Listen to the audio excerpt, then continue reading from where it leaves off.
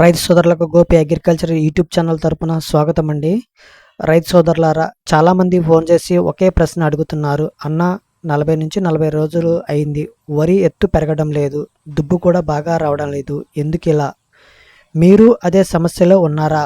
ఈరోజు వీడియోలో 45 రోజులు వరి ఎందుకు పెరగదు, దానికి అసలు కారణం ఏమిటి, మరియు ఇప్పుడే ఏం చేస్తే పంట మళ్ళీ బలంగా పెరుగుతుంది, అన్నీ స్పష్టంగా చెప్తాను. చివరి వరకు వీడియో చూడండి. సమస్య ఎలా గుర్తించాలి? ముందుగా మీ పొలంలో ఈ లక్షణాలు ఉన్నాయో చూడండి.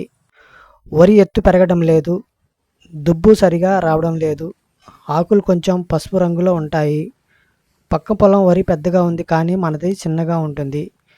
ఇలా ఉంటే అర్థం ఏమిటంటే మొక్కకు అవసరమైన పోషకాలు లేదా పరిస్థితులు సరిగా లేవు. ఇది సాధారణ సమస్యే, కానీ టైంలో గుర్తించకపోవడం దిగుబడికి చాలా తగ్గిపోతుంది. ముఖ్యంగా ఎరువుల టైమింగ్ తప్పండి. మొదటి పెద్ద కారణము ఎరువులు సరైన టైంలో వేయకపోవడము. చాలామంది రైతులు ఇలా చేస్తారు. 25 రోజుల్లో వేయాల్సిన ఎరువు 35 రోజులకి వేస్తారు, లేదా ఒకేసారి ఎక్కువ ఎరువు వేస్తారు. అలా చేస్తే ఏమవుతుంది? మొక్కకు అవసరమైన సమయంలో ఆహారం దొరకదు, అందుకే పెరుగుదల ఆగిపోతుంది, దుబ్బు కూడా తగ్గిపోతుంది. అందుకే రైతు సోదరులారా, వరి పంటలో ఎరువుల టైమింగ్ చాలా ముఖ్యమైనది. ఇంకా రెండో ముఖ్య కారణం జింకు లోపం. ఈ జింకు తక్కువైతే ఆకులు పసుపు, మొక్క పెరగడం ఆగిపోతుంది, పిలకలు తక్కువగా వస్తాయి. ఈ సమస్య చాలా పొలాల్లో కనిపిస్తుంది. దానికి పరిష్కారం ఏమిటంటే జింక్ సల్ఫేట్ స్ప్రే చేయాలి, లేదా గ్రాన్యూల్స్ వేయాలి. దాంతో మొక్క మళ్ళీ బలంగా పెరుగుతుంది. ఇక మూడో కారణం వచ్చేసి నీటి నిర్వహణ. కొంతమంది రైతులు పొలంలో ఎప్పుడూ నీరు ఉంచుతారు. ఇది కూడా తప్పే, ఎందుకంటే మొక్క వేర్లకు గాలి కూడా కావాలి. ఎప్పుడు నీరు ఉంటే వేర్లు బలహీనం అవుతాయి. అందుకే రైతు సోదరులారా, పొలాన్ని తడిగా మాత్రమే ఉంచండి, పూర్తిగా నీరు నింపకూడదు.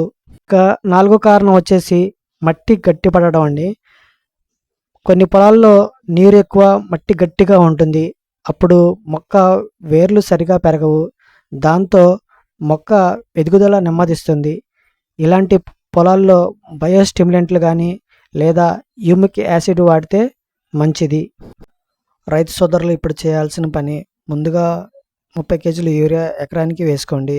తర్వాత హ్యూమిక్ యాసిడ్ ఎకరానికి 250 ml, అలాగే సీవీడ్ ఎక్స్ట్రా ఎకరానికి 250 ml, నానో డిఏపి ఎకరానికి 250 ml, జింకు 100 గ్రాములు ఎకరానికి, 319 1 కేజీ ఎకరానికి. ఇవన్నీ కలిపి స్ప్రే చేయండి. మీకు 10-12 రోజుల్లో మళ్ళీ వరి బాగా పెరుగుతుంది. రైతు సోదరులారా, వరి పంటలో సమస్యలు రావడం సహజం. ఈ వీడియోలో చెప్పిన పద్ధతులు పాటించండి, కంపల్సరీ మీకు 45 రోజుల వరి త్వరగా పెరుగుతుంది. అలాగే ఈ వీడియో నచ్చితే లైక్ చేయండి, షేర్ చేయండి, సబ్స్క్రైబ్ చేసుకోండి. Thank you for watching. Thank you.